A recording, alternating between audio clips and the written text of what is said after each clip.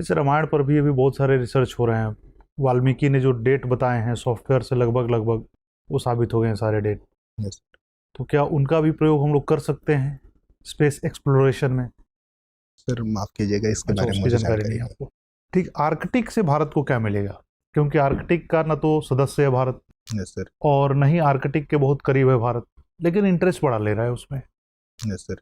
इससे भारत को क्या क्या मिल सकता है? सर, आर्कटिक का क्षेत्र पहले तो रिसोर्स के लिए काफ़ी महत्वपूर्ण कौन है। कौन से रिसोर्स मिल सकते हैं वहाँ पे? ये सर, मेनली गैस रिसोर्स मिल सकते हैं, जो नेचुरल गैस वहाँ से। बैंक, ये गैस बनते कैसे हैं? नेचुरल गैस का फॉर्मेशन कैसे होता है? ये सर, सर जब ऑर्गेनिक मैटर्स जो होते हैं जनरली, जो समुद्री जीव होते हैं, वे जब प्लेट्स के बीच में दब जाते हैं तो वहाँ पर नेचुरल गैस और पेट्रोलियम का फॉर्मेशन तो होता है। आर्कटिक में ये कैसे दब गए?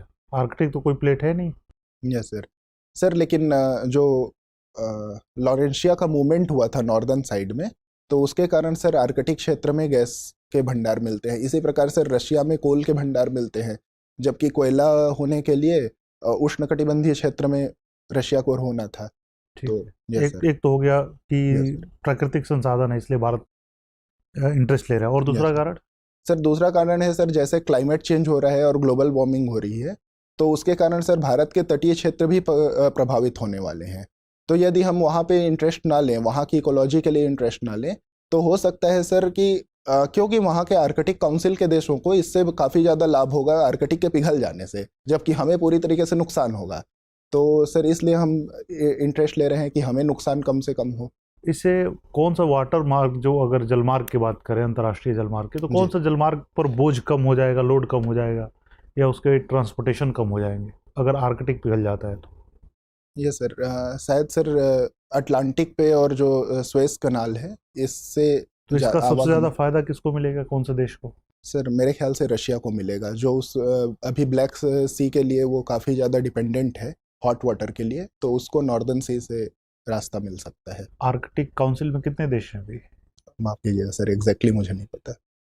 ठीक है। Mayank, yes sir.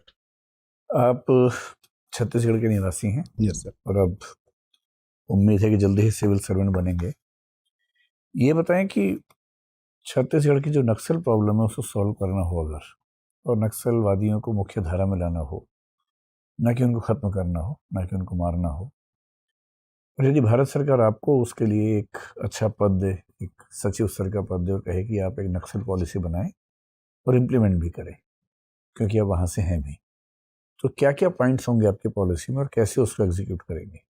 सर पहले तो हमें सर नक्सलिज्म के लिए जो जनाधार है उसको ख़त्म करना होगा। तो पहले कारण ढूंढने होंगे कि जनाधार का क्या कारण है।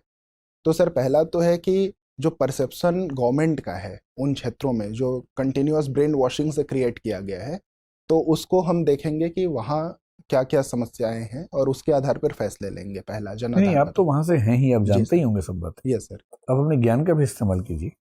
सर तो मेरे ख्याल से पहले तो सर फॉरेस्ट राइट एक्ट्स को हमको ढंग से लागू करना होगा, ताकि जल जमीन जंगल पे जनजातियों का जो अधिकार हो वो सुनिश्चित हो। दूसरे स्तर पर सर हमें शिक्षा और स्वास्थ्य को बेहतर बनाना होगा, विकासात्मक गतिविधियां को बढ़ाना होगा। फिर जो माइनर फॉरेस्ट प्रोडक्ट हैं उनकी मार्केटिंग करनी होगी, ताकि वहाँ इकोनॉमिक डेवलपमेंट हो। फिर सर जो नक्सल ऑर्गेनाइजेशंस हैं, जो उनके कहने चाहिए कि मुखौटा संगठन है, उनकी फंडिंग को रोकना होगा और उनको चिन्हित करना होगा जो ऐसे कार्य कर रहे हैं उन्हें।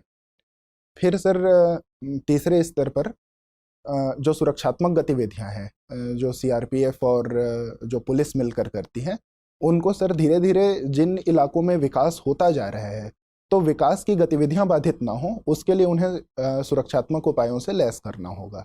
तो मेरे ख्याल से सर 3 स्तरों पे हम काम कर सकते हैं। क्या पेसा एक्ट कुछ मदद कर पाया?